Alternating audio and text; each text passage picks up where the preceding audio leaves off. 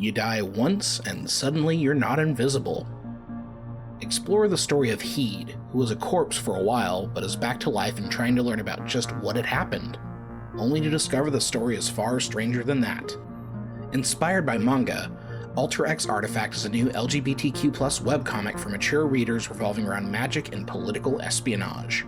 This comic features fantastic elements, gripping storytelling, and impressive visuals that pull you into the strange but fascinating world of the comic.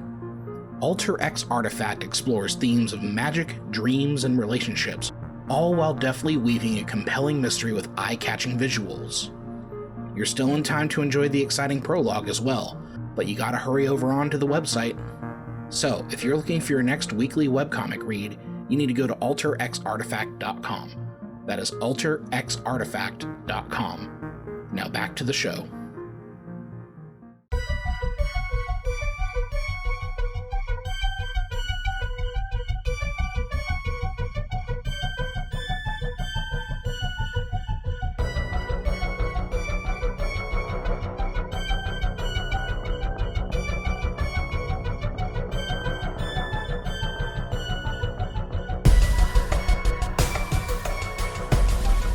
Ladies and gentlemen, welcome to Supernatural Selection. I'm your host, Kevin the Bastard. With me this week are Mike the Skeptic. Mike, how are you? I take umbrage with that introduction. I do not think any ladies nor gentlemen, in fact, listen to this show, and they're all just like goo creatures from Alpha Ceti Phi. You just turned me on. I'm sorry. All right. And we've got Mr. David Davis. David, how are you today? I'm doing well, my wife not so much. Oh, really? Mm-hmm. Her voice is out right now, and she sounds like Stewart from Mad TV. God damn it. Look what I can do! Yeah, Kevin told me that earlier, and I was like, you know, the character that like had his shirt tucked into his like tidy whities. Mm-hmm. Kevin's like, no, that's not that character. I'm like, but yeah, it is. Mm-hmm. I didn't remember. I've seen like one sketch of him, and he was wearing shorts. So, well, the one sketch I've seen of him, he was wearing tidy whities with his like button-up shirt tucked into it. Who was that? It was Michael McDonald, right? Yes, he was in. He was in like one of the newer Halloween movies. Yes, I remember him. Like, he was great in that one. But yeah, I've always liked Michael McDonald. Yeah, they. I think both of the characters in that couple were played by people from there. Oh yeah, yeah. I was watching. Spoiler alert! I watched Mandalorian, and I was surprised that like it's not just Amy Sedaris from Strangers with Candy on there, but David Pasquesi. He's in the Mandoverse too, and I'm like, oh, it's a Strangers with Candy reunion. Oh, neat. Yeah. Who's he? Yeah, who is he in there? He plays the obsequious Twi'lek assistant. Oh, right. Mm-hmm, yeah. Oh, man. Okay. Yeah, the one from Book of Boba Fett, yeah. Yeah, Book of Boba Fett. Yeah. Oh, the Book of Boba. Yeah, that guy. This is for the other podcast, though. Yeah. Again, we're that's why we need the other podcast. Yep. We can't help but cross the streams. Yep. Mm-hmm. Yep. So do it in the bathroom all the time. Let's start off with, first off, we have a new review. Well, new in that we just discovered it. David, where did you find that review, by the way? I don't even fucking remember. It doesn't matter. It was on a podcast platform. It is from someone with the username Hawkey316. It was posted on December 12th, 2022. And they just said, amazing show. Hell yeah. Thank you. Mm-hmm. High praise. Yeah, seriously. I mean, that's a pretty damned high praise from the internet. I mean, with the username, well, I was going to say with a username like Hockey316, they are probably a fan of wrestling, so I am very happy about that. Okay, is that a wrestling thing? Yeah, 316, Austin 316. Oh, right. Yeah, okay, you sure it's not a John 316? Okay. Yeah. I mean, they didn't mention anything about my mother or my sexuality, so that's quite an impressive review. Yeah, there's a lot of words that did not get used in there that I'm glad weren't used in there. So before we move on to other stuff, I just want to say me and David have a friend that we've known for a long time. We know him by the username Nick Nitro. And Nick has a Kickstarter he is fired up for a comic project he's doing called Excavator. We have a link to it in the document. So if you want to head there, it'll be right up top. It is Kickstarter.com. The comic is called Excavator. He is looking for funding for issues 1 and 2. The art is fantastic. It's got a very Mike Mignola look to it. It does. It also reminds me of our old friend James Riot's art a little bit. Which, and he, admittedly, as he put it once, I have sucked the dick of Mike Mignola, yes. So, which he's the creator of Hellboy, for those that don't know. Also, we've got some comments from the Peanut Gallery on our previous episodes. Darth Plato commented, Mike, and that white dog poop thing. Said he can picture it all cracked and weird and shit. I think I may have read the same article as Mike the Skeptic and similarly had a whoa moment. Yeah, no, it's just such a weird thing. It's one of those things you don't think about, and all of a sudden it hits you in the face. You're like, you're right. Yeah. The formative thing of my childhood was not formative. It's like the actual... It was a background of my childhood. Well, it's like you never think about, you didn't think about the Ninja Turtle cream pies until they were gone. Oh, God, those things were so good. Yeah. Yep. You're just like, man, I haven't seen one of those in a while. Oh, no. At some point, that was the last time I ate a Ninja Turtles cream pie. And you didn't know it. And I didn't know it. That's the last time I had a New York seltzer. I didn't know it was the last time I'd have one. I was going to say it's a lot like if the Mandela effect was a real thing. Sort of. Yeah. Well, also, one last thing I want to go into for housekeeping. There is some new info I discovered about the Pascagoula abduction, which I don't remember what episode number that is, but you can find it. It's called the Pascagoula abduction. Because you found this out like hours ago. Yeah, like several hours ago. There's a podcast called the Kryptonite Podcast, which is kind of like us if we were sports bros.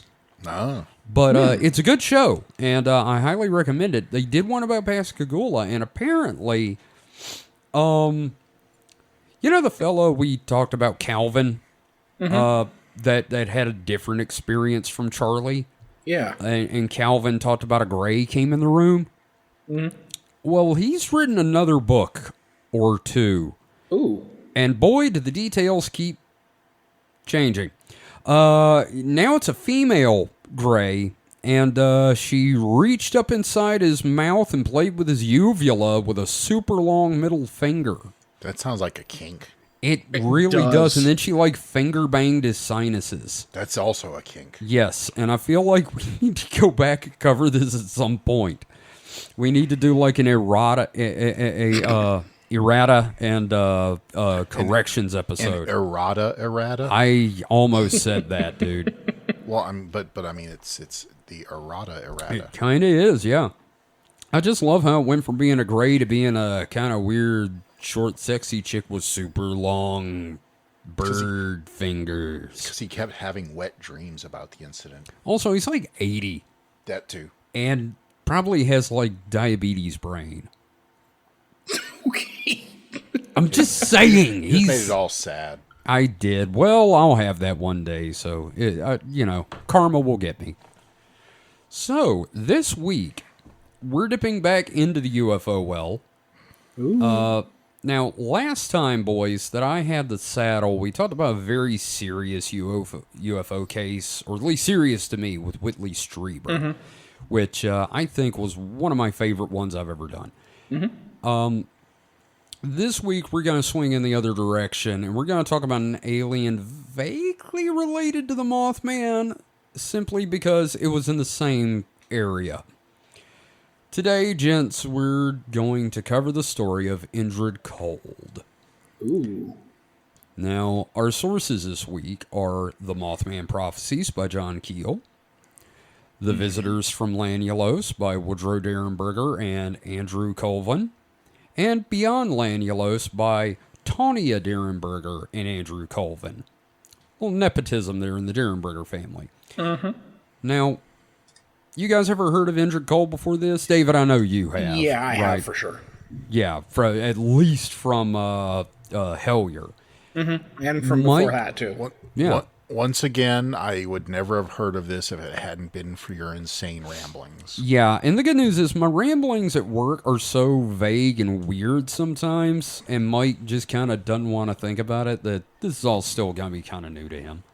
Yeah, I immediately switch off my long-term, memory because I don't want that shit hanging around. That's totally understandable, and I don't blame you. He sounds like a Bond villain. Indrid Cold? He does. Yeah. He does. He should have metal hands, and well, that's Dr. No, but still. No, he And sounds his whole gimmick is he deep freezes people. he sounds more like a Flash villain. He does. Oh, there you go. Oh my God, him and Captain Boomerang, Yeah. they get done, and it's you know what? Let's go to Shoney's. And you know what's great is that Captain Cold is my favorite Flash villain, and one of my favorite villains ever. I fucking love Captain Cold, so I'm very happy now. Okay, well, good. I'm glad we could do that for you. So, to tell the story of Indrid Cold, we really have to start with Mr. Woodrow Derenberger and his family. So somehow I feel like this is going to spin off into a reality show about a restaurant called Derenberger's. Hey, welcome to Derenberger's. We got Optimus Prime in the back. He's making hamburgers.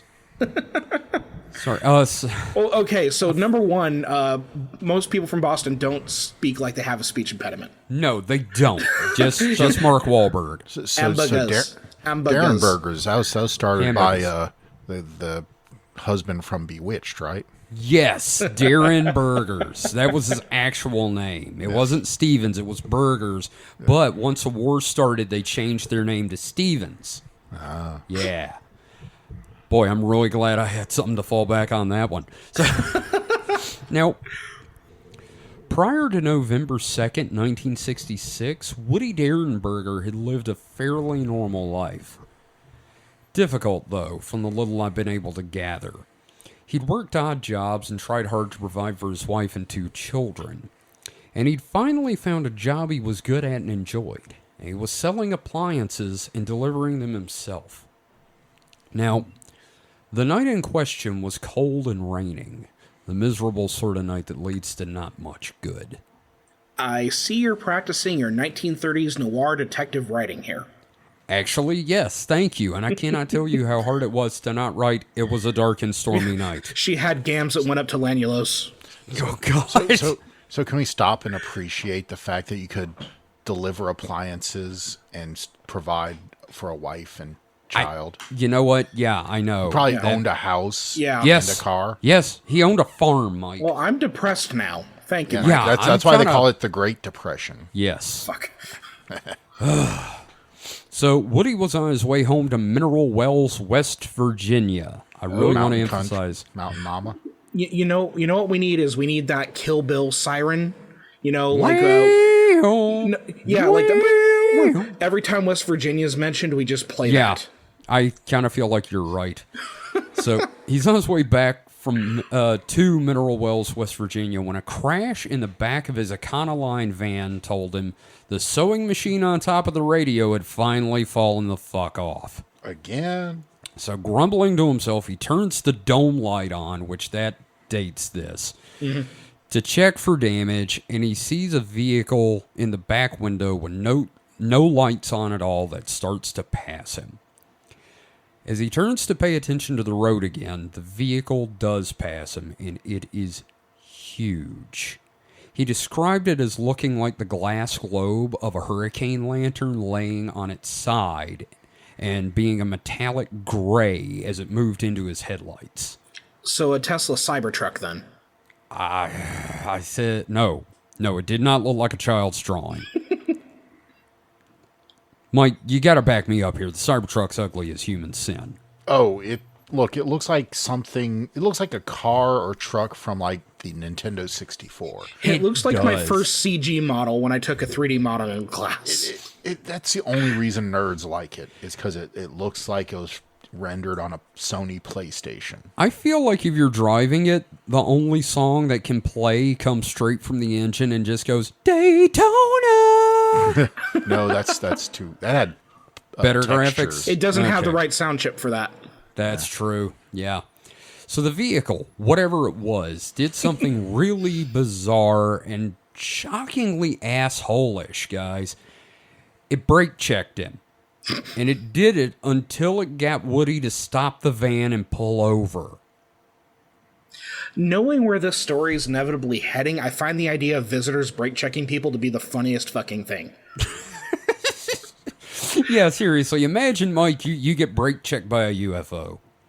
Just a gray with a bumper sticker, like the South will rise again. Oh, God.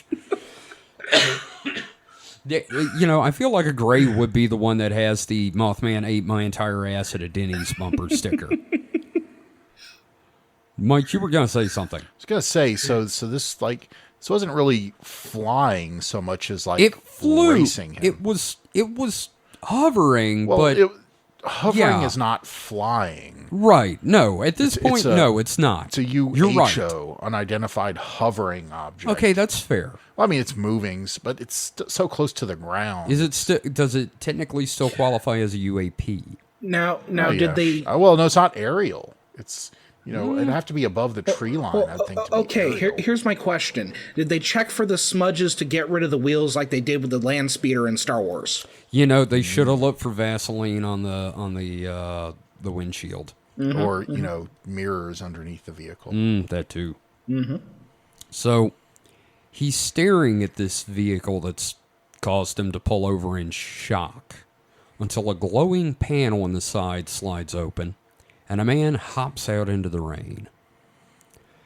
The man seemed to be just shy of 6 feet tall and was the spitting image for you younger kids of a young Stephen Colbert. For some of us, though, I'm going to say he looked like a younger version of the dad from Leave It to Beaver. Or J.R. Bob Dobbs from the Church of the Subgenius. He had black hair, slicked back. He had a warm smile and handsome features. He wore a green lame jumpsuit with a black trench coat over it, and he stood with his arms folded, paying no heed to the rain. In every way, he looked human. Just like Stephen Colbert. I mean, I'm wondering, is this like, you know, the intergalactic bang bus? Jesus Christ, Mike. We need to turn that into a t-shirt. Oh, God. We need to draw this man standing in front of the ship, and it's this intergalactic bang bus. All right, so Woody heard a stranger's voice in his head asking him to roll down the passenger side window. So he did. The stranger walked over to the window. Got to keep my tenses straight. The stranger walked to the window and looked in and spoke telepathically to Woody. He asked him his name, and Woody was too frightened to answer mentally or physically. Now, at this point, the man said something that it sort of sticks with me, and it may stick with you guys. I don't know. Don't be afraid. I come from a country much weaker than yours. What would you guys say if a dude jumped out of a UFO and told you that? I don't know. If I saw a UFO, I'd probably still be freaking out. And the guy says that, I'm like, bullshit. You're in a UFO. You know, I'd prepare to invade for oil, but then again, I am role-playing Dick Cheney right now. No, it's just fair. like this guy just comes up and like, look at how exposed and soft and weak my belly is. Oh, I do hope you don't stab it. He's basically the human equivalent of a cat right now laying in the hallway. Look at my Invaded for weak his- spots. His LeMay jumpsuits. Yeah. Oh, man. So Woody finally answers and tells him his name is Woodrow Derenberger. And the man replies, my name is Cold. Like, as ice. Paradise. And this is how our story begins, guys. It does not get any more normal from here. So he got banged in the space bang bus. The Space Bang bus. So Cold asked Woody if he worked and what he did for a living and if he needed to work for a living. And of course, Woody answers, yes, I work. I work in appliance repair. I have to provide for my family. And then Cold asks, what are the distant lights down the road there? And Woody explains that's a city. And Cold says, where I come from, those are called gatherings. There's a reason I keep doing that voice. It just seems like that kind of guy. Okay. Yeah. You were going to say something, Mike. No, I didn't have anything. I was just kind of... Well, then let's continue the story. Let's continue this story. Anyway, sorry about that. Where I come from, that's called my anus. It's bleeding. I don't know. The bad thing is, Mike, you know the person I based Lewis and Coda's World on? Yes. I could picture him playing Indrid Cold. Sure. Yeah. After several minutes of bizarre small talk, Cold says he was going to go. But he says, we're going to meet again. And then he tells Woody, would you please report this to the authorities? I will verify the story for them myself at a later time. We never actually hear about Cold doing this. Not through official channels, anyway. So the cadence of this experience so far also gives that kind of like strong Men in Black vibe. Doesn't it, though? Yeah, just like the weird reaction to everything. Yeah, it's Man in Blackish. It is high strangeness for real. Kind of like the, shooting at the Hopkinsville Goblins and they go Looney Tunes Daffy Duck on you. So Cold walks back to his ship, and an unknown co-pilot reaches down and helps him back through the door. Then the ship shoots straight up and off into the distance. And that's when Woody put the hammer down and gets home. So, at home, Woody's wife, Catherine, and his children are waiting for him. Which it's late at night, but the kids stay up so they can see Dad, right? He walks in, pale as a sheet, and passes the kids without a word and falls into a chair in the kitchen where he explains what happened to his wife. Now, out of worry, his wife calls the authorities, and the sheriff and other local law enforcement come out and take a statement. And I want to point out that, according to everything I've read, the authorities were like, well, that's weird, man. Hopefully that guy does show up. Like, they just believed him. I mean, it's the 60s. What are you going to do? I don't know. It's kind of weird to me that law enforcement isn't like, and were you driving while you were drunk? So, where was this? This was probably like West Virginia. Small town. Oh, yeah. Mineral Wells. He probably went to church with his the obviously. sheriff, so he Probably sold him an appliance, too.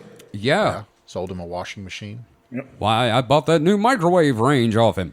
Sold him a washing machine, fucked his wife. Yeah, well, True. No, I don't want to get into their marriage. There's any adultery here. Not yet. Okay. Yeah. So, after the authorities question him and they talk and make a statement, they leave.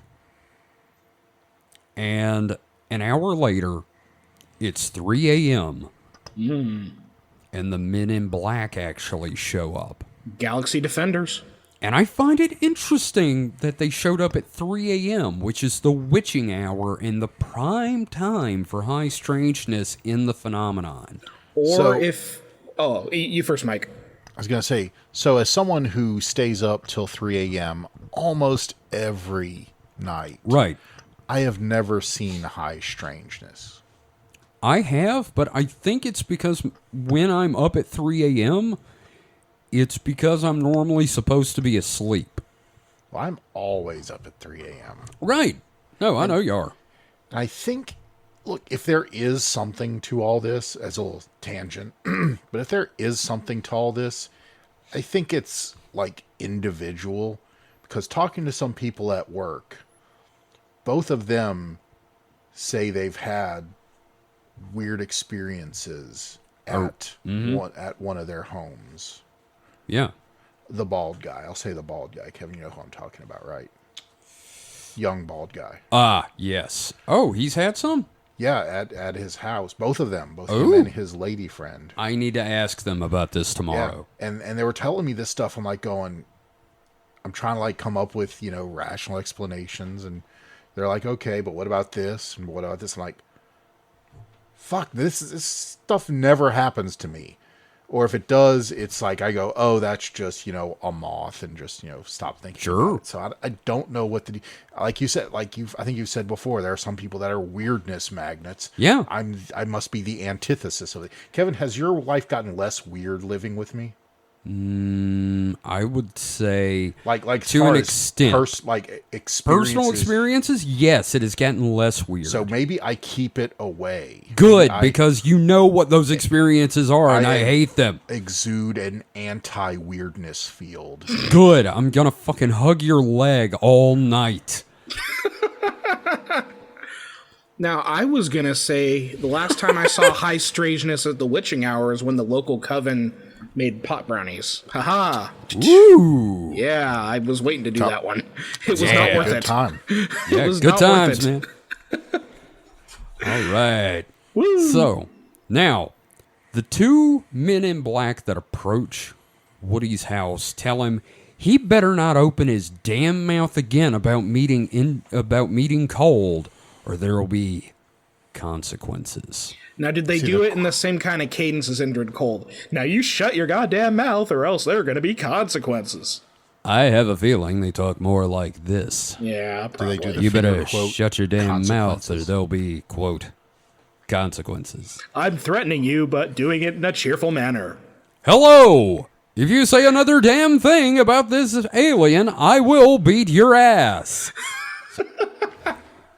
So, Woody, being the red-blooded American in West by God, Virginia that he is, tells him to go straight to hell. He will talk to whoever he damn well pleases. And he put the lid back on the jar of his moonshine. Are you really threatening me right now? Right in front of my family? Right in front of my salad? In front of my salad. That's another shirt we need. Not in front of my salad. Oh, no, we can't do that because that's been a meme for a while. Oh, has it? I'm sorry. Oh, you don't know the context of the meme. I'm going to have to educate you later. Oh, yeah, you gotta. It involves gay porn. Oh, wow. Wow, that took a direction. It's great. It's great. Turn the wheel. So, the next day, to emphasize what he told the men in black, Woody and his wife drive into town on the invitation of a local TV station to do an interview about his UFO sighting. That's small town quick turnaround for you. I know. Well, come on, man. You know, the sheriff told his wife told somebody told the TV station, and the TV station called and said, it is a real slow news day here in Mineral Wells. Yeah, they got to run something else besides Doctor Who reruns. I mean, we already did that story running that Democrat out of town. Mm-hmm. So, after spending the entire day in town doing the interview and just having a day on the town, they come back to find their yard is full of looky-loos, waiting to see if the UFO would show up and make contact as it promised. Now, this would become a regular occurrence at the house. Now, we call those weirdos paranormal podcasters today. Yes. I wouldn't be on the person's lawn because I probably would have to be at work or asleep.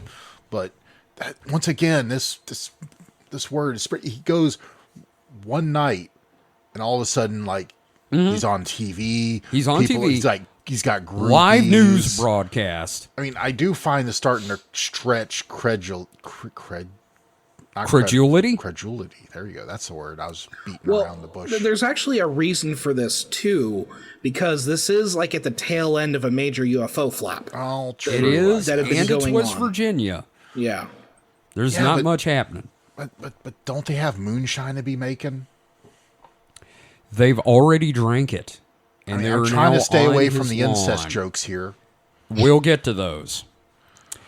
Now, 2 days later, Woody was driving to make a delivery with a coworker when he hears a voice in his head saying that it's Mr. Cold. While driving, Mr. Derenberger, please pay attention to the road and drive carefully. My ship is directly above you, and we are speaking via thought transference. Oh, he's having an episode again. It sounds like you're getting ready to go on the ride at Disneyland, and they're giving you the instructions. Please keep your hands and feet inside the UFO at all times. Yeah. Dude, speaking of Disney, I heard that they're opening a Tron ride. Oh. And they're like having Tron like merchandise and stuff. And I was like looking at it going, oh, you fuckers. You absolute motherfuckers. Yeah, they've been working on that Tron coaster in Florida for like 7 or 8 years because it was in Shanghai for the longest time. Are they going to have... This is for the other show. Yeah, again, but I just want to know if they're going to have animatronic Daft Punk up there doing the music. No, I've seen it. No. Oh, man. But I saw a thing of like all the like merchandise you can get. I'm like, they're really like... Used to be just like shirts and pins and now there's like action figures and now you can get discs. You saw those? Yeah. Okay. Yeah. So one of my prized possessions that I have stored right now is I bought the deluxe Tron Legacy soundtrack, the big expensive version that came with the giant glow in the dark Daft Punk poster. Got that shit framed and everything like that. Yeah. Nice. Yep. Right, pretty cool. Anyway, back to our normal show. Yes. So as Woody drove and his passenger wondered why he'd gotten all quiet all of a sudden, he learned a staggering amount about Cold and his home from the voice. The voice's full name, it said, was Indrid Cold, and he was from a planet called Lanulos in the Ganymede galaxy. Now, Mike, can you tell us why that's wrong?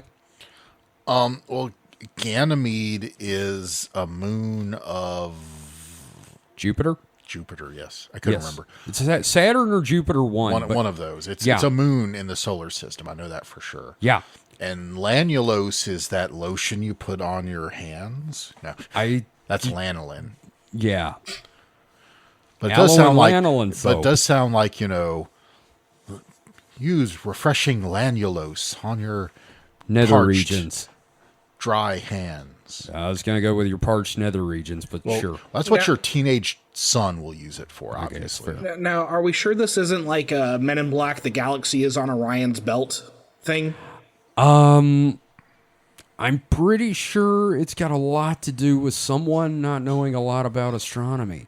He does, in the book, say he theorizes that they lied about that to throw them off the trail. Ooh. Now, the Voice's home was a utopia with no war or violence because every man, woman, and child was telepathic and they could all understand each other. They were also all Christian. Wait, what? All of them. An entire planet of psychic Christians. Oh, God, that sounds like hell. Right, yeah. For being Christian sounds like a special kind of hell, doesn't it?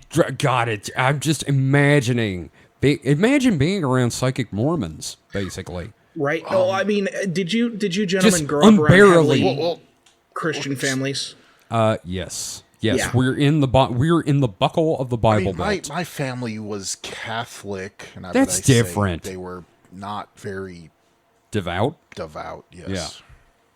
Yeah, no, I spent enough time around Christians where I'm just like, I feel my sphincter tighten in stress. Yeah, this. I understand. But Kevin, what aren't space Christians but Mormons? Yeah, technically yes. I just picture people being unbearably pleasant and knowing everything you think and judging you. Yes, all the time. You think I got a fart, and everyone around you is like, you backs son up of a bitch. Like they act like they've never farted in their life before. Well, they may not have. We don't know that. I'm just saying if no, you wouldn't know that because you can read their fucking mind. Yeah. Well, you read it back and know, yes, they farted like last week in church, but it was a little squeaker and it was. But everybody knew because it happened. It was when the pastor was snoring or whatever, so nobody heard it. My brother vomited during a church sermon once. Coming up. Wait, what?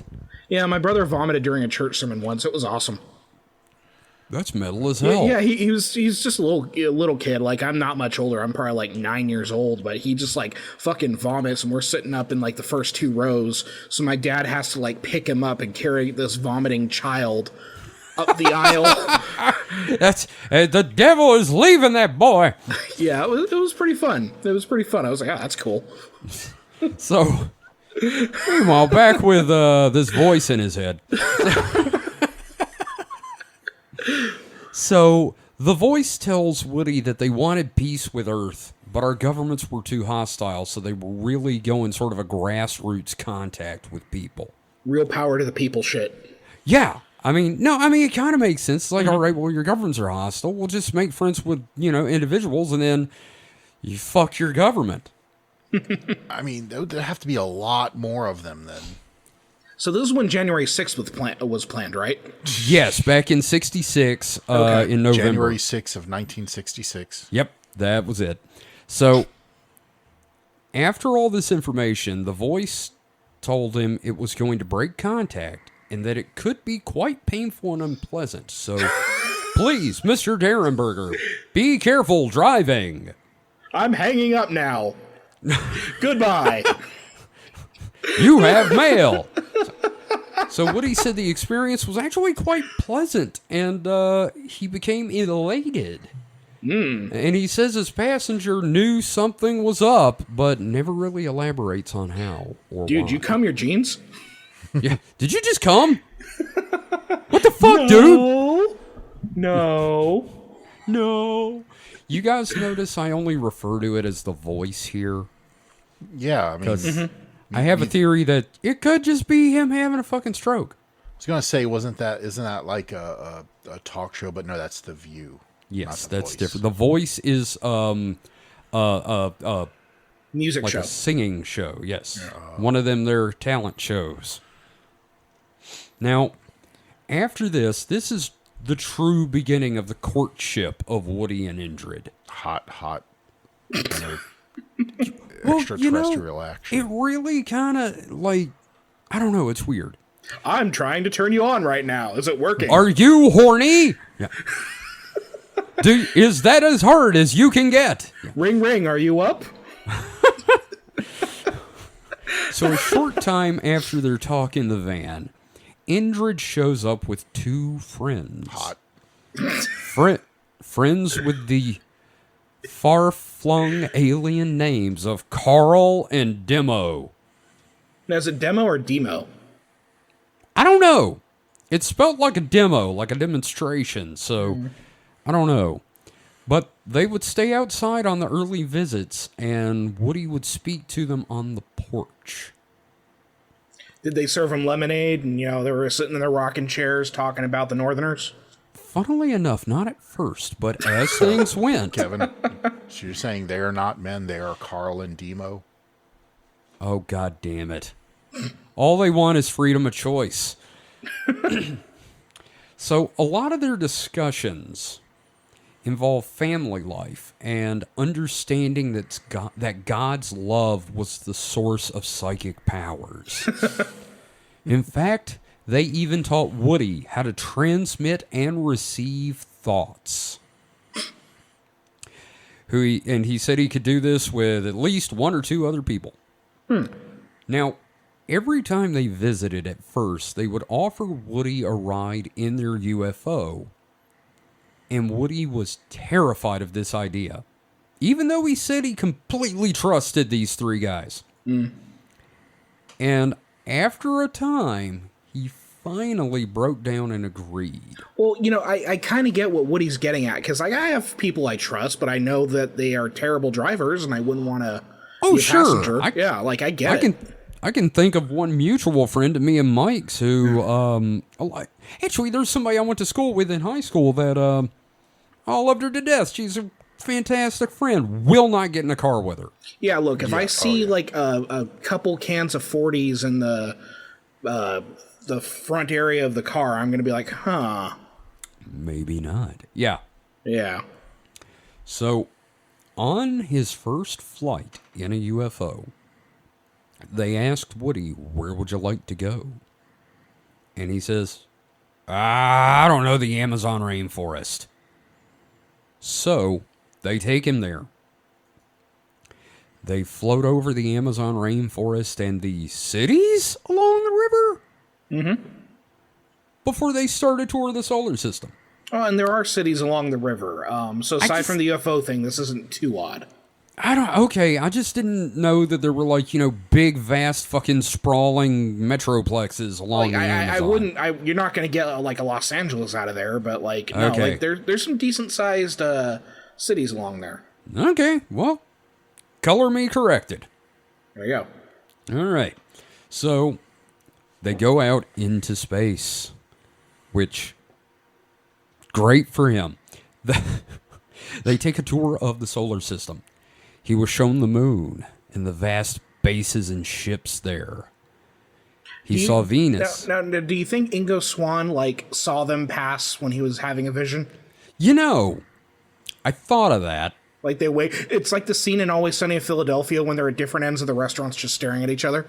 See, I was actually thinking it was like, when the Guardians were on their way in the second movie and there's Stan Lee with the Watchers. I was thinking it's more like the meme from the Umbrella Academy where they're just looking at each other confused as they pass. Yeah. That's fun. That's a fun headcanon. I'm going to make that, like, what I believe. Okay, the Ingo Swann thing? Yeah, just kind of like, oh, hey, there's a crossover episode. Hey, these guys are naked in this dome. That's cool. I'm going to Lanulos. Yeah. So their next stop is Venus, with its vast jungles and rivers. Yep. Checks out. Yep. And if that's hard to believe, they next saw Saturn, and that it's actually bowl-shaped, with people living in the bowl growing crops, and the rings are just the edges head-on. I'm going to pause here long enough for Mike to get anything out of his system that he feels he needs to. I mean, okay, but then there's... So if the ring is the lip of the bowl... Yeah, yep. That means one side of the globe is like the bowl of the bowl. Yeah. What's the other side that completes the sphere that we see? It's probably like one of those globes that has the drinks in it. That's probably the atmosphere.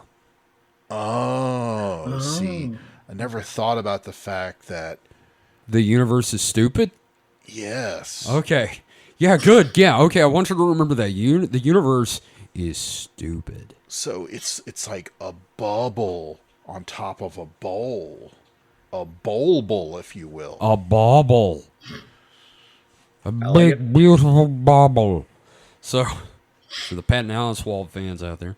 So, after visiting Saturn and seeing this as a fucking bowl, the visitors were allowed inside the house finally. Uh-huh. Indrid brought his wife, Kimmy, and their sons, Connor and Connard.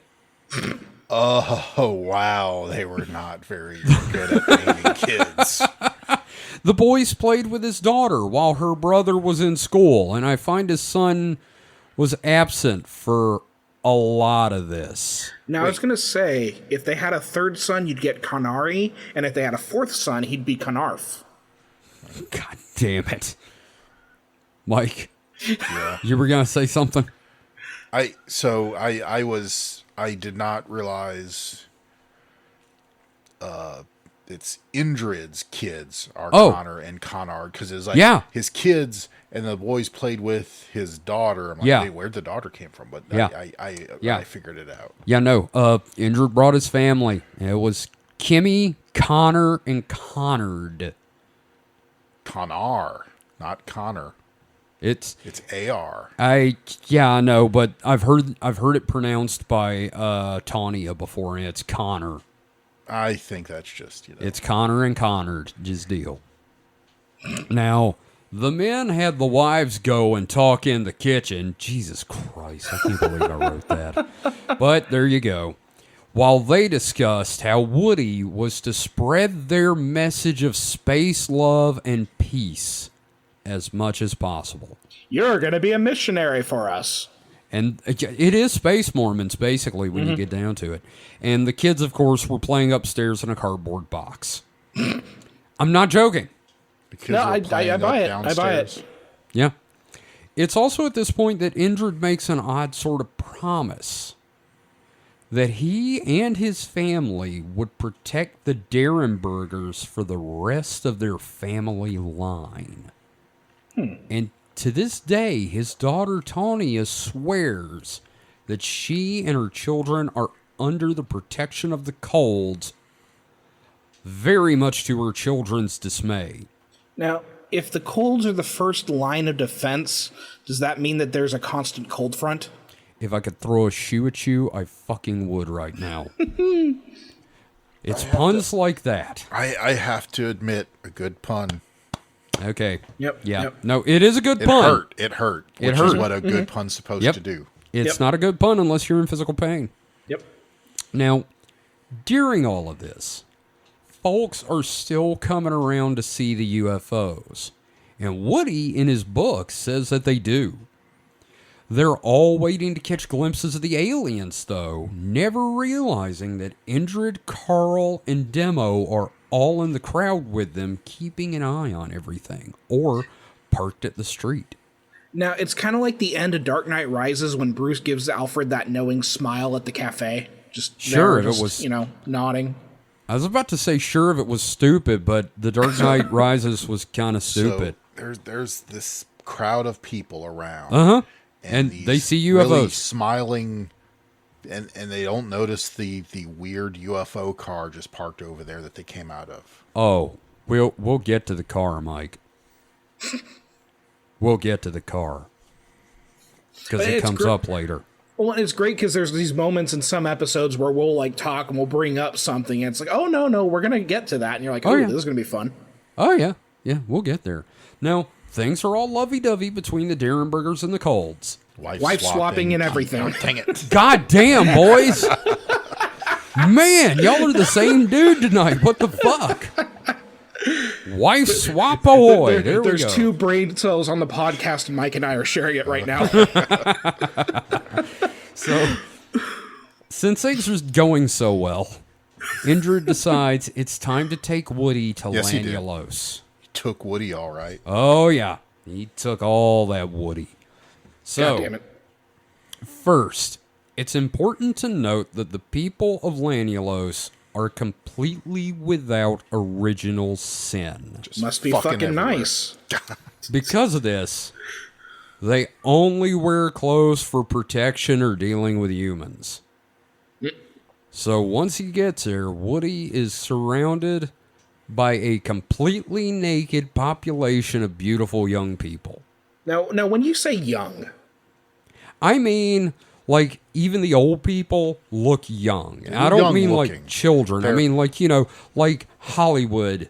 Like, okay, so yeah, like it's- Hollywood 50-year-old, as opposed to 1960s, holy shit, you've seen a lot 30-year-old. So it's like a party at the Playboy Mansion, then. Yeah, basically. It's Okay. just like a bunch of like Ryan Reynolds and like Penelope Cruz or who the hell ever's popular right now. Just you know, it's just like really attractive people. And then Woody Derenberger. Probably look like boiled leather stretched over, hardy oak trees. He's wearing his like delivery jumpsuit. He wore a suit to deliveries. Oh, yeah. wow. Yeah, no, Hey. it's the 60s, man. He dressed up. You wore your going to Sears best to make Gave everybody a deliveries. cigar. Had Oh, yeah. brandy with him. Yeah, no, it's great. He had these special cigars, stick them in the mouth, says it's a stove. But the point is, you were talking about looking like a boiled football, Mike. Yeah. I have never seen a man who was more genetically predetermined to be a gym teacher. Oh, yeah, that's right. You showed me a picture. Yeah, he looked like Stacy Keach. He has a face that you could set your watch by. He looks like he has opinions about Democrats. I'll put it that way. Yes. The blocky older guy from Mindhunter. Yes. Yes. He looks Him. Looks like like either a PE teacher or a government official of some form. Did you know he was the guy in Fight Club that started the "His name was Robert Paulson" chant? Huh, what? The guy from Mindhunter?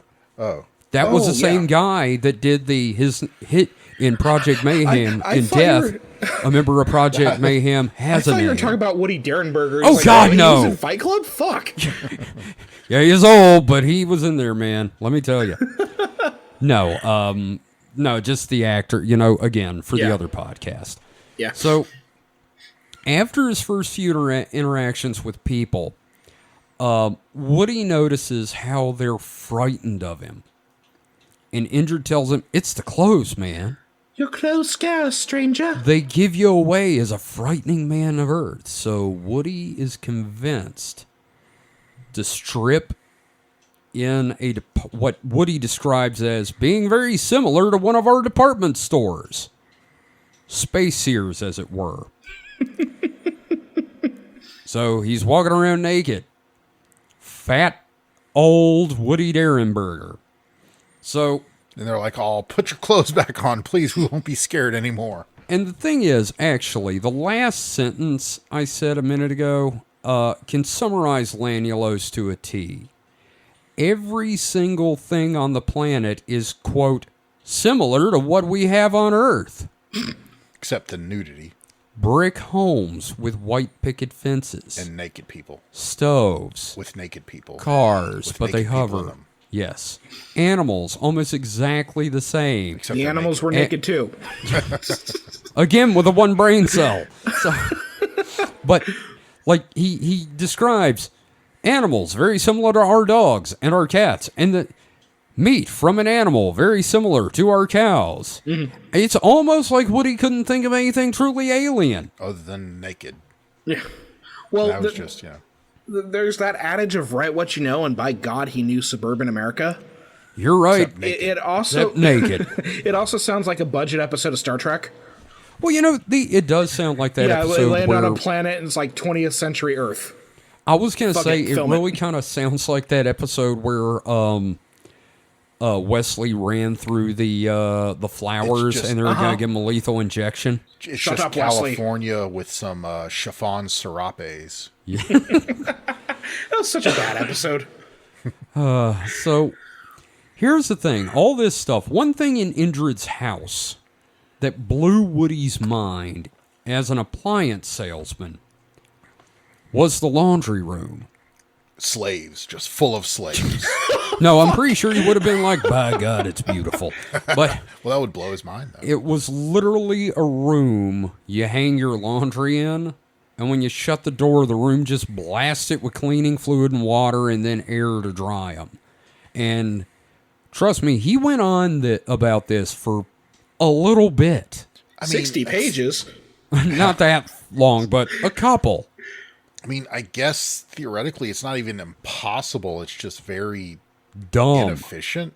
Well, I mean, like he describes the stove as being like our stoves and a fireplace like our fireplace. And I guess he realized something's got to be weird. Now, if everybody's naked, why do you need a laundry room? That's my question. For that, the thank you for spotting that. Infrequently. Mm-hmm.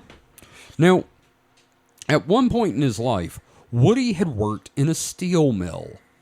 So, guess where Indrid took him, guys? To one. To a Lanulosian steel mill. Now, here the men wore protective clothing, and the process of creating steel was exactly like our process on Earth. Go figure.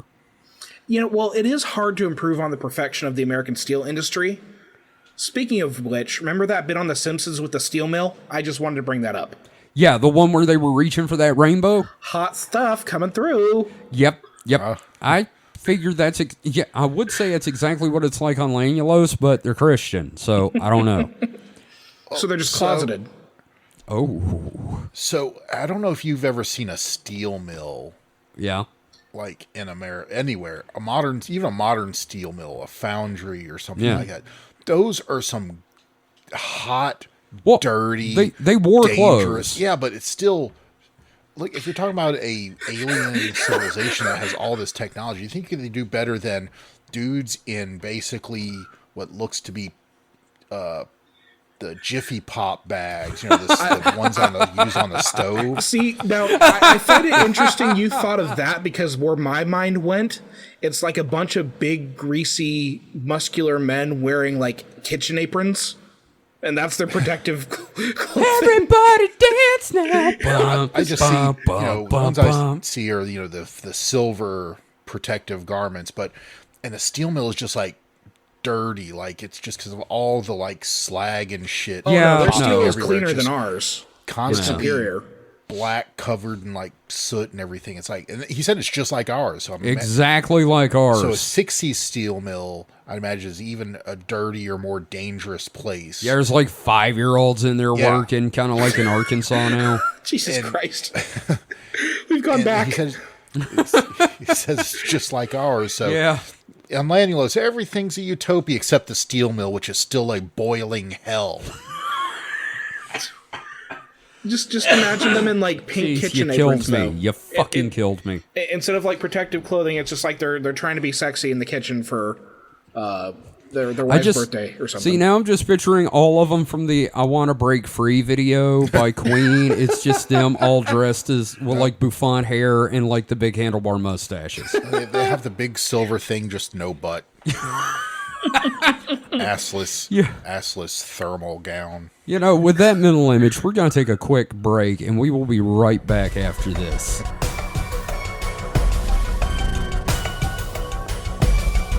And we're back.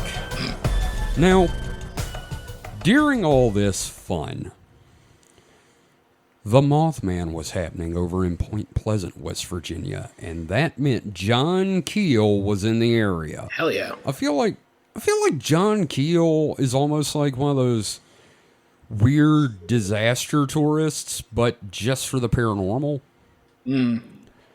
Now, needless to say, once Woody's story hit the press, John Keel bolted over to his house for an interview in an attempt to see the ships. So you're saying he's the paranormal version of what's that Weather Channel guy? Nick Cantori. Nick Cantori. He was, Mike. He really, really was. Now, wait, there's a channel for the weather? Yeah, and they can't seem to remember the name Mississippi. No, can't get Biloxi right. Oh, dude, I was listening to a podcast about the paranormal earlier today. The one I was talking about, the Kryptonite podcast. Motherfucker said Biloxi. Biloxi. And I almost lost my shit. That's some northern bullshit. That is some northern bullshit. It's Biloxi. It is a tribe. Get it right. So, anyway, so John Keel shows up and goes over to Woody's house to interview him and see if he can get a glimpse of these ships. Because, again, like you mentioned, David, they're in the middle of a flap. Mm-hmm. Now, one of the things that Woody had started doing with his newfound powers of telepathy was to basically call up Indrid Cold and ask him if he could fly a ship around in front of strangers to impress them. UFO on demand. And for some reason, Indrid apparently had nothing else going on. Well, there's only so much naked you could be at home. He would often do it. He would show up. I mean, I wonder what the response time on that is. If he's pretty quick. Apparently, we're talking between 1 minute and 15 minutes, depending. Lanulos is in another galaxy, right? Yep. So, well, no, you got to understand. One of the things I didn't bring up in the outline is that Indrid is an explorer, what they call a searcher, and God, these fucking Nimrods. Anyway, point is, he's stationed on Earth. So he has a base of operations. Yes, he but does. Still, Woody has dial-a-UFO. Yes. Yeah. So Woody has this incredible gift of visitor communication, and he uses it to have them do fucking sky donuts over people's houses. It's like, yes. It's like when you're a kid and you have something really cool and you just wear the hell out of it. Oh, yeah. And so, of course, he calls Indrid on his brain phone, and he shows up the night John Keel's there. Hey, John, you want to see something cool? Yeah, I do. So John sees the lights in the distance, and he takes off after them, which, all right, that tracks. But wasn't the UFO coming to him? Well, it was there. He was it was in the sky doing tricks and shit, and John Keel just bolts off after it, which, if you've read the Mothman prophecies, yeah, that totally fucking tracks. Yeah, like a Labrador Retriever. You would have just had like Indrid land right there in front of John if he had just stayed the fuck still. Nope. Because that would make sense, and like, we're not allowed this to have is that. not a narrative. This is real. Yes. By the time John makes it back to the farm, not only has he fallen into several mud holes in the dark, but he has also been chased by the angry bull. At least it wasn't This the just horny sounds bull. like an episode of The Simpsons. Doesn't it? Like John Keel sounds like Homer Simpson here. He does. But the thing is, John being John, stayed friends with Tanya, his Woody's daughter, and joked with her about this until his dying day. John Keel never denied that any of this happened.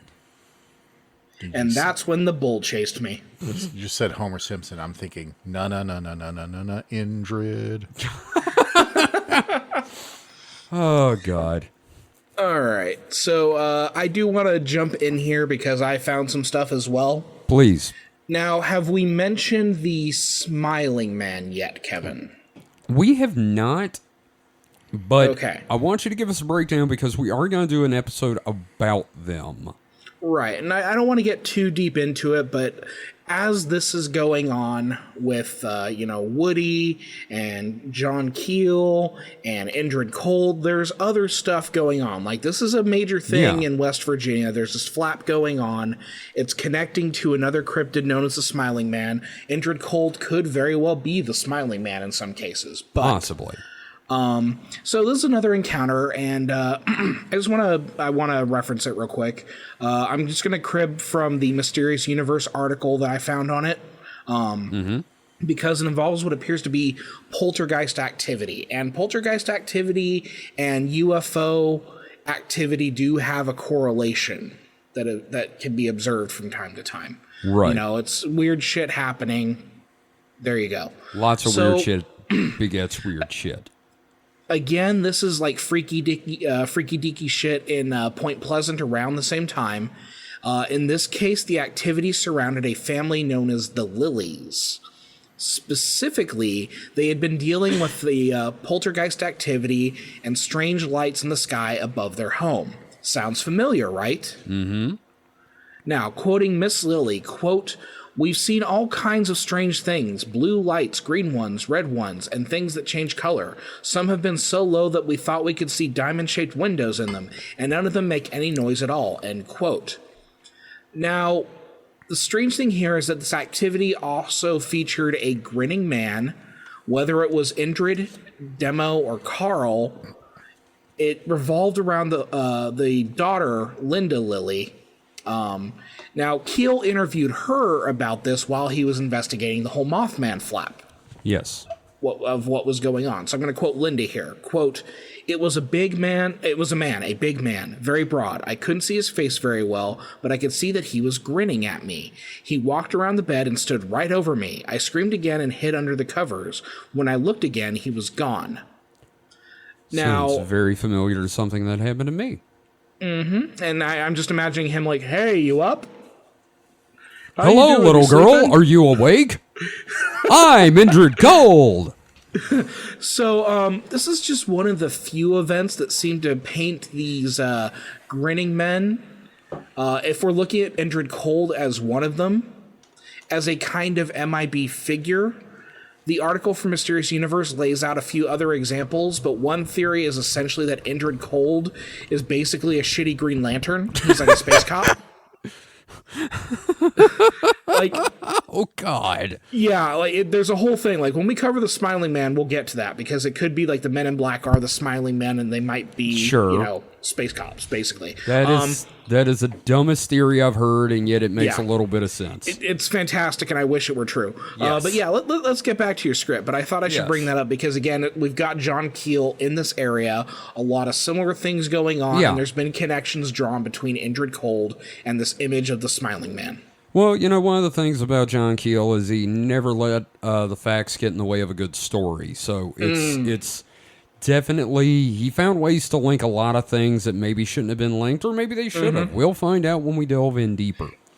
So just a tangent here, the Smiling Man, Hat Man, Slender Man, just want to come up with a cryptid type thing, just come up with any mundane descriptor and add man to it. The Man. Have you heard about the Flannel Man? The Hairy Man. No, there is Bald Man. There's a Flannel Man. Flannel Man. What about It's basically, Mike, imagine you're being haunted by the brawny guy. being haunted by someone from Portland? Maybe it's time for a woman. Oh, the Woman. You know what I'm saying? The Man. Yeah. He's just a man that's Slender- also a man. Slender chick. No. That's terrible, sorry. So Thick Man. Thick Man. Wait, K or two C's? Two C's. Oh, yeah. Here we thick. go. He thick. So, if this story had a villain, it would be the entities Indrid Cold refers to as the humanoids. Now, wasn't that a Hanna-Barbera cartoon that ran with Space Ghost? That was the Herculoids, and it should be revered. I thought, wait, what was the Inhumanoids? That was tied in with the G.I. Joe universe, actually. Oh. Yeah, they had that weird Cthulhu-looking thing and like a big demon. Aren't all of them humanoids? Like, aren't I humanoids? And Indrid's a humanoid? Yeah, we're all humanoids realistically, but you got to remember. Oh, they were uncreative, and you couldn't come up with a name. The universe is dumb in this. They couldn't call them like the Blarpians. They blew their load on Lanulos, okay? Now, see, I appreciate the gender inclusivity in the term here. That's nice for 1966. The humanoids? Yeah, humanoids. Instead of the well, we'll get to that. The man people. The mannoids, yes. The womanoids. The humanoids have very little to do with this narrative, but Woody and Tanya both put so much emphasis on them that I feel we really need to cover them. So it's like that super important character, but that just not there that much and really doesn't do anything, so they're not really that important. But it's more like the MCU where they'll put like a character, they'll introduce an episode, or they'll introduce a character in the sequel, and then that character gets a 10-episode series on Disney Plus. No, it's more like Mike was talking about. It's kind of like a character in a Douglas Adams book that seems really important, and then it turns out, nope, it's just a joke. Now, see, I'm trying to make this contemporary for I understand, listeners. but I feel people need to go read Douglas Adams. No, that's true. That's true. So it can be two things at once. It can be all those things and more.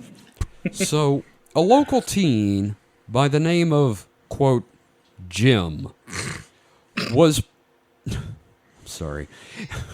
He is parked on a hot and humid summer night with his cousin Darla. Now, when you go parking on a hot and humid summer night. Now, the book makes damn sure that you know that they were researching UFOs. Quote, I see that. This is rural West Virginia in the 1960s, and, well, you do the math. Now, look, clearly incest has never happened in West Virginia ever, so let's just move on. Yeah, let's do that. So, as they're watching the sky doing their UFO research, a pink glowing UFO lands in the forest. So he found the clitoris. He did. And before clitoris. And before they know it, an alien approaches the car. It has red eyes and feathers for hair, and you know what? It's the weird chicken guys from Highlander 2, okay? That's exactly what they're described like. That's it. I barely remember them. It's just fucking chicken dudes that move like chickens. Okay. They got feathers for hair, and they act like chicken dudes. So with red not, eyes. They're not a man, they're a chicken boo. Yes. Thank you for making that joke. So anyway, Chicken Man asks Jim if the young lady is his wife, which further strengthens my questions about what the fuck they were doing. Even the Chicken Man is like, this seems kind of fucked up. Man, our scans say you're cousins. Come on, man. Hey, man, what are you doing? Put her bra back on. So, after a hasty explanation that no, she isn't, Chicken Cuck asks him to follow him into the woods. So, he leads him to their ship, where there's 2 more chicken men. And that's when they tell him to give him his shoes. Wait, Now that's a KFC bucket of chicken, right? No. That's not enough for a KFC bucket? No. Seriously, we need your fucking shoes for, like, testing. Seriously, just give me your fucking shoes. We'll bring it back tomorrow. I don't give a fuck. Just give me your fucking shoes. it's like, is this the Chicken Man Quentin Tarantino? You know, I don't know. You know, you did say chicken cuck, so I just want to make the low-hanging pun of chicken cluck. God damn it, that's terrible. So, yeah. So Jim hands over his shoes. It's like he went to prison and he's getting hazed by chicken people. Yes, exactly. So Jim gives him his shoes and then walks back to the car. And then he goes and drops Darla off at her house. Hopefully she doesn't reek of sex. And then he hightails it over to Woody's place to tell him about the aliens, because who else are you going to talk to about this? He's the local UFO freak. I know. If you know a dude that says he knows aliens and you get mugged for your shoes by aliens... His shoes ended up like... with their laces tied together, wrapped around an interstellar power line. Yes, that's it exactly. I was going to say it sounds like prison hazing, or it's like that bit in Always Sunny where they put Dennis into that mental hospital and Sinbad and Rob Thomas of Matchbox 20 bully him and take his shoes. Yes, it's exactly like that episode. So Woody hears this story from him, and he calls Indrid on his brain phone. Ring, brain phone. And he tells his friend, his friend has been mugged by chicken cucks. And he's supposed to meet them in the exact same spot the next night to get his shoes back. I've just been huffing the shoe funk all night. You're going to say something, David? Oh no, I'm trying to figure out what they want with the shoes. Well, we'll get there. Sniffing. Okay. So, I gotta know. I know you do. It's okay, buddy. I understand. Indrid tells him, all right, but you go with him, and we're going to be there tomorrow night, too. Now, where does Jesus fit into all this? Man, actually, Jesus is the Lord and Savior of Lanulos. But like... Does he live on if they're Lanulos? space Christians, what... Oh, they came from Earth originally. I didn't put that in the outline. They're humans Well, that from seems Earth. kind of important. I know, but like it never gets explained, so it doesn't make any sense. Like, none of this seems super Christian. I'm just going to throw that out there. I understand that. Kevin, that's the Ark. The Ark wasn't actually a boat. It was a spaceship. UFO. Whoosh, and took them to the far-off galaxy of Ganymede. Mike, have you been reading Zachariah Sitchin lately? No, but you keep telling me this shit, and it just kind of, it's like plaque or tartar on your teeth. It keeps building up. You can brush, my friend. I can't. So everything, I need like mental floss. Okay. Well, that's a website. So the following night, Woody, Jim, and poor Darla go out to get the fucking shoes. So they see the ships landed, and there's the chicken cucks. And then before they reach the chicken men, Indrid, Carl, and Demo jump out like the Spanish Inquisition and tell them to beat it. But the shoes. They say we'll get the shoes back. They escort the pink ship off-planet, and Indrid psychically explains things to Woody. He tells him these beings are known as the humanoids, and they come from outside of our galaxy. Wait a minute. They're, Our galaxy? yes. That infers that Lanulos is in the same galaxy. Mike. Narrative. I'm The getting universe that, is stupid. I'm getting that The universe is- narrative no, the universe is cohesion stupid. is not No. a strong point. No, this is fact. The universe is stupid. Okay.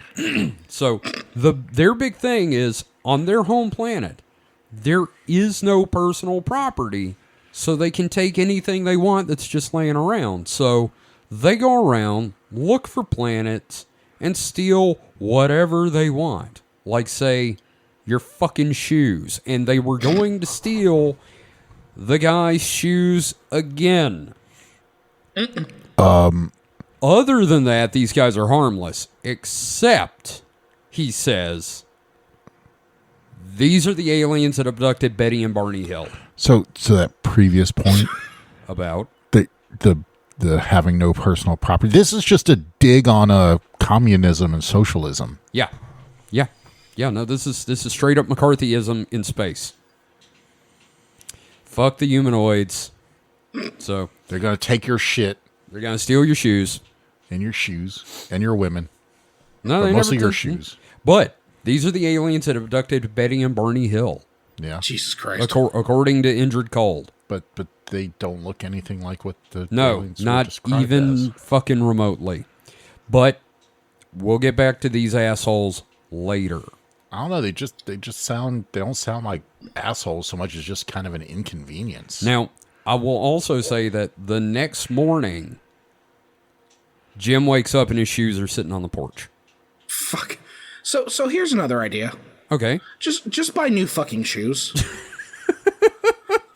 Also, are we sure they're not crow people given their propensity for stealing shit? It's completely possible that they're crow people, but I find chicken people is much more insulting to them. They didn't really steal though. They asked for them. Yeah, but they weren't just, going to like, give them asked back. him, and they, And they kinda lied bullied about it. him. They bullied him into giving up his shoes like give a me your fucking 6-year-old. shoes. They didn't sound Give me your like, fucking It shoes. didn't sound like much bullying. It was more like, hey, give us your shoes. Like, You know what we'll else give this them reminds back. me of? Dude was just nice. It reminds me of something that would happen to Coach McGurk in home movies. It does. There's a very McGurkian quality to it. Or him walking. Brendan, give me your fucking shoes. I need your shoes right now. But these are the only shoes I give me your fucking shoes. The chicken Brendan, cups were I just need them to very make a point, squiggly. Brendan, I need to make a point. I have to sell them. I bought swords again. I was gonna say he's trying to teach the kids a lesson about taking care of their equipment, so he throws Brendan's shoes under his car and runs him over. That seems like a character for Coach McGurk. Yeah, that's all it is. It's just a planet. They're from the planet McGurk. Let's just say that, okay? That in my head canon is they're from the planet McGurk. Well, Indrid Cold is described as wearing like a one-piece thing, like all Oh my the god, characters. you're right. Now, My god. why didn't Indrid mention the space chicken people earlier? It wasn't worth it. I mean, This just sounds like something like was It added in does seem Act like- 2 out of nowhere and wasn't really space set up cucks. properly. Nobody cares It about them. really sounds like the kind of thing you would bring up. Like, oh, by the way, if you meet some other aliens that look like chicken dudes, fuck those guys. Yeah, we're No, not the they're only fine. ones. It's They're- not just space they're Christian. There's also harmless. space bird communists. Yes, godless space communists from the red planet. They're just gonna take your shoes. Don't worry about it. It's What you don't know is that Mars, the canals they saw formed a hammer and sickle. Oh, Yeah. See, you didn't know that. touch the side of my nose. Oh, You it can't see really that is the on red Yeah. planet. podcast. Yeah. Now, all of these visits from aliens started impacting Woody's life. You know, Really? you don't say. His job began to suffer Really? because people would call him to buy appliances, and he would go out there and they just want to interview him about UFOs. And they don't buy the appliance. They do not. Wow. His children begin to get bullied at school. They get traumatized by all the strangers marching onto their land with rifles and shotguns looking for, quote, them aliens. Like you would. And his wife has had just about a fucking enough. Welcome to West Virginia. Yes. To quote that sticker I want to get, just about McFucking had it. So, over the next several years, the Derenbergers would move between Ohio and West Virginia and several other states in an attempt to have a normal life. But no matter where they moved, Indrid Cold followed, and with him, the media in hot pursuit. It's kind of hard to keep a UFO hovering over your house quiet. I mean, so maybe it's a case of like the Royals thing going on now. It's like, just shut your mouth and you probably won't have so much media paying attention to you. Very true. Mm-hmm. But now you said UFO hovering over the house all the time, which means obviously we have a bunch of photos of these UFOs, right? Of course. With all the media and alien groupies around all the time, right? Yeah, yeah. See, there's these drawings. a lot of people had cameras in the 60s. Why do they surely. keep bringing in courtroom sketch artists for these events? Why don't they bring a fucking camera? Nobody has a single Kevin, photo of Kevin. a Lanulosian ship. Kevin, you have a camera from the 1930s that takes very acceptable photos. Yes, Surely I do. These people in the 60s had cameras as well.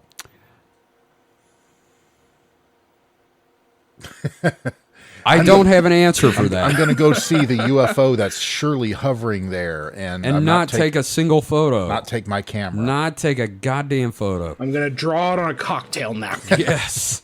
I'm going to bring my cousin, the cousin wife, the court sketch artist. Yes. Now, for a time, Woody would get picked up and taken out to the ship to sort of relieve tensions. So, yeah, I mean, between him and his wife. An oiled massage. So, little like the Indrid doesn't understand you. Indrid or one of his men, like Demo Or or Carl, would come and pick him up in their VW Bug with West Virginia plates. I think what he actually ran into was hippies, not aliens. So the VW bug, in my opinion, is one of the most absurd things about all of this, even with the chicken people. Why a beetle? What the fuck is going on? Looks like a spaceship. There's a theory, and we'll get to that theory toward the end, all right? Of course there's a fucking theory. There's always a fucking theory. yes, This is but ridiculous. I'm so mad. I know. Oh my God, you're killing me. So, Woody tried to make ends meet for a long while through speaking engagements at UFO conventions, and they did pay. But if there is one rule you should all know, there is no money in this, only ruination. All right? And that ruination truly came when Catherine divorced Woody. Oh man. Aw. Woody would eventually settle down with a new wife. Do you know who that wife was? Nope. Darla, Oh. the cousin. The cousin. Well, not his cousin, but the cousin of Yes, Jim's cousin. Jim's cousin. Yes, he would marry Darla and live a quiet existence and try to keep under the radar, or as quiet as he could when your best friend is a fucking alien from Lanulos. Now, Just making love to his new wife and keeps hearing. I want Indrid to in point his out, head. Are you scoring? are you getting it? Yeah. Stay hard, Woody. Here's the thing I want to point out, though, that just popped in my head. Now, when all this was going on, Woody was around 50-something. Darla was a teenager. Yeah. Oh God. Yeah. You're right. Yeah. So, let's... Real spring autumn relationship there. I was going to say some real perverted shit, but now Woody was not the only person visited by Indrid Cold, even if he was the most frequent. All around the area of Mineral Wells, people talked about the smiling man who would visit them at their homes. Sometimes he claimed to be an alien. Other times he would claim to be a government agent. His friends Carl and Demo were often seen with him in their VW Bug. Sightings of him spread as far away as New Jersey, with children saying a man in a shiny green jumpsuit stared at them with a menacing smile. John Keel would collect these other reports, like you mentioned, related to smiling invaders in his work and lumped Cold in with them, and he's linked with the sinister Smiling Man urban legends to this day. So he's like a sinister, stretched-out leprechaun, but only instead of leading to a pot of gold, he leads to divorces. Yes, that's it exactly. Hello, welcome to the end of your peaceful life. Yeah. So one of the more interesting... Are you happily married? Not anymore. Yes. Allow me to introduce myself. I'm Indrid Cold. I'm here to fuck up your life. Here, shake my hand. It's a stink palm. So I'm going to give you a pink eye. Oh, God. Actually, Mike, that's funny you say that. Most people exposed to UFOs end up with pink eye. Well, that's because all the aliens are nude and they sit on the furniture, and then if you lay down on it, you get the pink eye. Well, never sniff the ass resting spot of an alien. Yeah. Well, which ass? Because they have multiple eyes? I don't know. No. From all the poo in their eyes. It's a poo eye. So, one of the more interesting things to come out of this was from Tanya Derenberger. Now, when they were looking at photos to try to identify who, we'll call them Team Cold, could be, they came across a picture of the famous Venusian Valiant Thor. Now, Valiant Thor was supposedly an alien from Venus that helped Eisenhower broker the Gaeta Treaty for technology in exchange for abductees. Now, more likely he was a disinformation agent, but we'll get to that in a bit. We also absolutely need to cover Valiant Thor and the Gaeta Treaty. Absolutely. Sure. Yes. Now, without knowing who the picture was or of his role in history, Tanya got excited at the picture of Valiant Thor and started yelling, "That's him! That's Indrid Cold!" Now, this... I guess she really warmed up to him. Oh, she loved the Colds. Yeah. Oh, wait, I just got that joke. That's terrible. Yeah. Fuck you. So, this implies that whoever Cold was, he was no stranger to ufology and no stranger to convincing people to spread alien messages of love. Thor was also a representative of a utopian society of psychic Christians, but that time from Venus. Now, I'm sure we're going to do this a full episode on him in the future. We have to. Mm-hmm. Now, Christian aliens is such a specifically wacky allowance that New Age Christians, I've seen them use. Mm-hmm. We saw the same thing when we did that riff on that documentary as a Patreon bonus. Do you remember that? Yes, I do. Yeah, so there's this kind of cognitive dissonance of exploring New Age non-secular beliefs with their religious programming.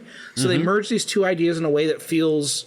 It helps them feel right about exploring non-Christian theology and beliefs, but still has that kind of like theistic anchor to it. It's very weird. Exactly. It's grounding. It is. Mm-hmm. It's also exactly like all those pictures of Sonic the Hedgehog coming to Jesus on DeviantArt.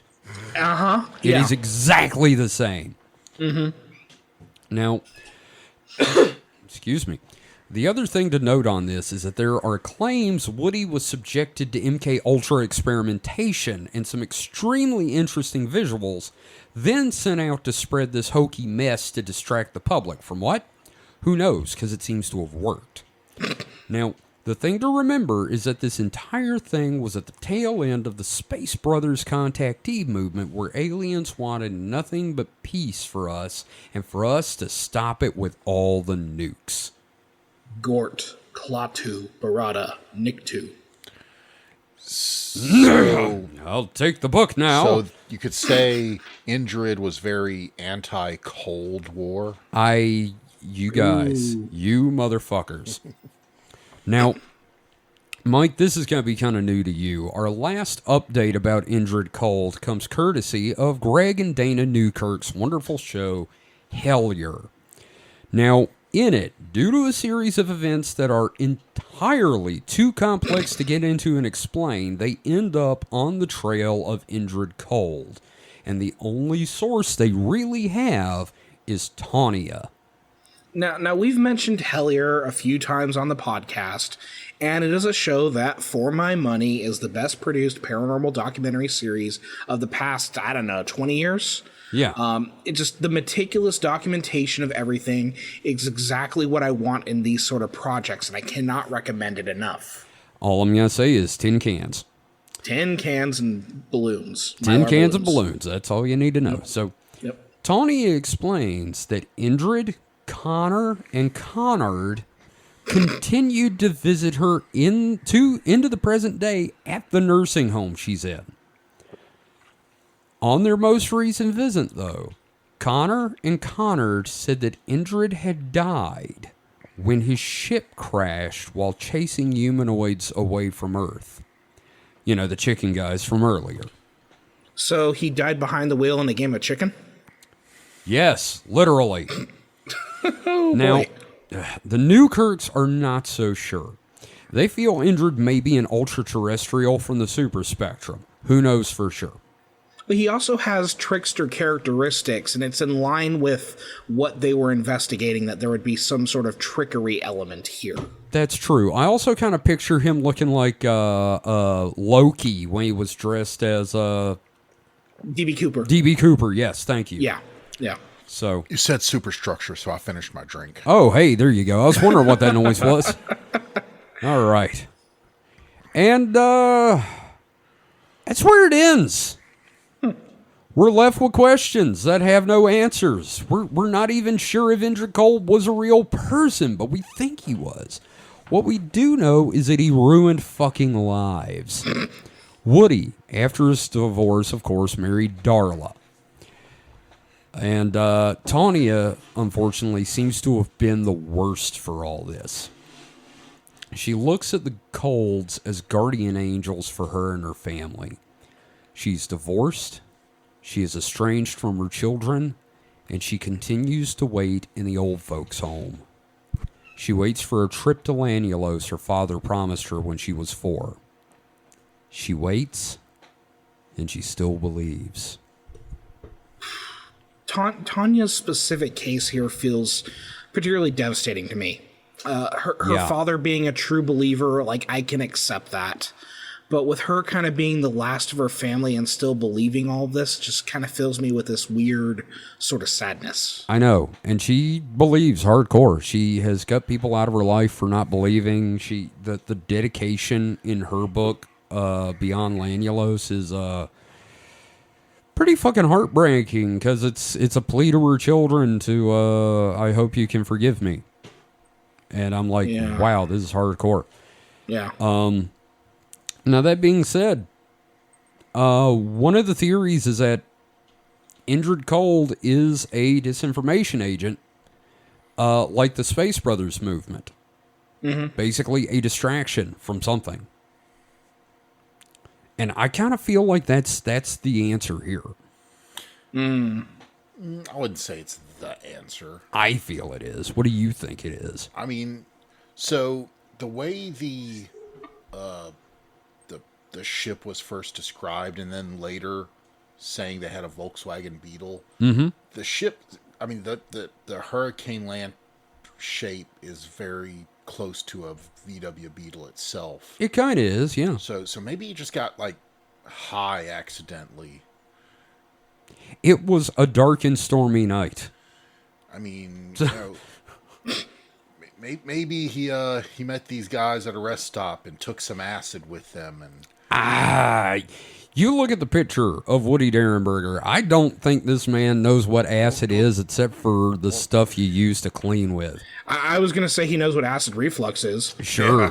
That's a man who eats his red meat. Goddamn chili peppers burn my gut. I mean, he was taking a walk on the wild side with some hippies and dropped some acid. And, had a fantastic time and ruined his family. I feel like I don't think it was a purposeful trip. I once again throw in the MK Ultra thing, or at least I think he was dosed. And maybe then the bug turned into a hurricane lantern globe. I mean, I could see it as being like a PsyOps thing. Like, you already got all the shit going on in West Virginia, so, you have this guy who has a reliable delivery pattern. And he's also... He's too far away for the poisoning from the TNT plant is the other thing. Yes, the poisoning of the TNT plant. That's one thing that we don't emphasize enough with the Mothman thing. Yeah, that was in the ground. That was in the water table. Yeah. Mike, what do you think? Seriously, though. I mean, This is obviously too dumb to be real. yeah. I don't get the. I mean, I know MK Ultra was a real thing, but I don't think they were just out there dosing regular people. I mean, that's just a little too beyond the pale. Like, they had plenty of, soldiers that were. We're talking about This what was that, is the the rape? same. This is the same government that took black communities and infected them with what was it? Anthrax? Was it anthrax or I think it was anthrax. Yeah. So this is the same kind of government that goes through and they'll test mind altering shit on people and communities. So I understand the reluctance, but also it doesn't seem that far fetched given the shit that the U.S. government's done before. See, my whole reasoning is that this was an attempt to disarm the entire UFO movement. Mm-hmm. But that's me. Why would you have to disarm something? Or just get information out there, get the most insane thing out there. Here's the thing: is that to want to take these drastic steps would mean that they're close to something real, and I don't. From my perspective, they're not. If UFOs aren't real, why a disinformation campaign? Well, I mean, if we're talking about UFOs, again, it's unidentified flying object. It doesn't have to be alien in origin. It could be a government test of something that they want to keep quiet. I mean, even then, so you saw some shit in the sky. Discrediting people by... It doesn't make any sense to try to discredit someone by, having some weird space Mike, brother thing. Mike, have you seen how Washington operates? Not making sense is how they thrive. Here's the thing, though, is that the bigger a conspiracy is, the more likely, you're going to have leaks. I just don't think the government is capable of having a coherent and secure conspiracy. Yeah. I mean, I don't know. I don't know. This is definitely... Yeah. This is one of those things where I think we're both standing on opposite sides of this, and that's fine. I've got my reasons for believing what I believe, and it's kind of hard to explain. I need to... Yeah. Brain. You know what? Fuck the both of you. You're dead to me. What? That's how we're doing this now. We're fighting. We're not fighting. God damn it! I am saying it was MK Ultra. It's it brings to mind... wait, you're on my side. Why'd I tell you to fuck off? Yeah, what the fuck, dude? It brings to mind a thing recently I learned that. So the you know what the B-2 bomber? Do you know what its original code name was? So the F-117 had had two prototypes called Have Blue and Tacit Blue. The B-2 had a code name. You want to know what that code name was? What was that? Aurora. Mm-hmm. The Aurora, remember? The Aurora that everybody claimed was some SR-71 super plane. Mm-hmm. No, it turns out it's the B-2. A triangle-shaped black aircraft flying around Nevada in the late 80s, early 90s. Mm. So, that... the Revell Model Company really fluffed that one up when they came out with this, super high speed depiction of what the military was supposedly developing, when it turns out it was just a slow flying wing bomber that was super stealthy. Yeah. Yeah. Very true. Well, this has, for the most part, been fun right up until the end when I got depressed and we started arguing about MK Ultra. No, fuck you. No, fuck the chicken cucks. I don't want to fuck them. I'm saying, metaphorically, not realistically. So, thanks, guys, for listening. We appreciate it. Holy shit, I forgot right at the top. We should have announced we have a new patron. Well, Whoa. This is the space for that anyway. Yeah, we got a new patron. It is Man in Black. Oh. Wait, what? Now you're going to make me get all conspiracized. It's Eric from our Discord, dude. Okay. It's fine. Sure. He's cool, dude. He's Sure. cool. It's cool, man. It's cool. It's not Indrid Cold. But welcome. No, And it's thank just you. a robot in a off-the-rack suit. Yeah, that too. So, thank you for that. And thank you to all of our patrons. We appreciate it. You help keep us going. Was that a cat? That was a cat. That was a cat. Yes, it is. Aw. All right. I was touching her butt, and she... Ginger says thank you as well. So, thank you everyone for listening. You can find everything for the show on supernatpod.rocks. You can find us on Mastodon at supernatpod at horrorhub.club. You can find me on Mastodon at Kota0tan, K-O-T-A-O-T-A-N, at retro.pizza. David, what would you like to plug this week? I'm going to plug that the Taco Bell is going to be bringing back the volcano menu this summer. The volcano menu? Yeah, the volcano burrito, volcano taco. They got that lava sauce, so that's nice. I missed that, apparently. Yeah, it's coming back. It's coming back in June, Okay. baby. Cool. All right. Nature is healing. Yeah. Okay. We're plugging that, are we? Yes, Okay. why not? Okay. I just want to say I really like where RG Bots is going with the dead green still. So Yeah, I'm going to new depths that I wasn't aware that I was able to go to. ja, Savannah Herzog. So Mike, anything you want to plug? I just want to say I just broke my microphone stand, and the cat scratched the shit out of me. Nice. That is terrible. Yes, it is. Like broke? Yeah. Like the base broke off. Goddamn. Well, I was everyone. adjusting it, and it just sheared the fuck off. Well, shit. Well, everybody. This is Mike's last episode. You can donate to. The microphone works, just this shitty metal. Yeah, but you're going to piece have to broke hold the off. microphone the entire time. Well, and you're not probably. going to want to do that.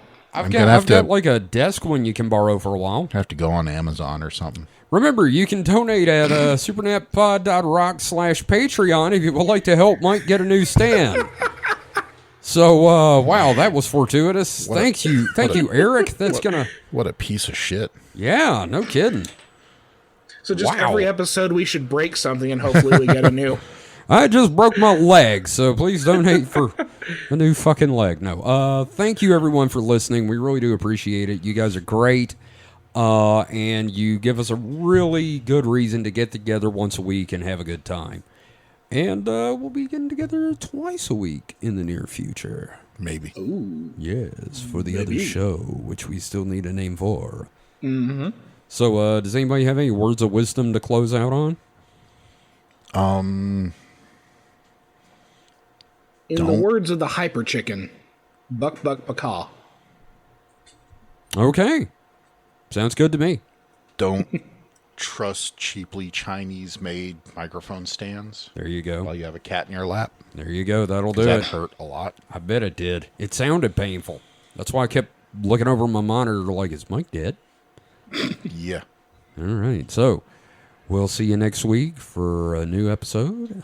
So until then, stay safe and stay frosty. Goodbye. Give me your shoes. Just give me your fucking shoes. Give me your cat's shoes while you're at it. This isn't a fucking bit. Isn't it? Give me those shoes. Give us a Give goddamn me those shoes. shoes. Caw. Caw. Cuck-caw. Cuck.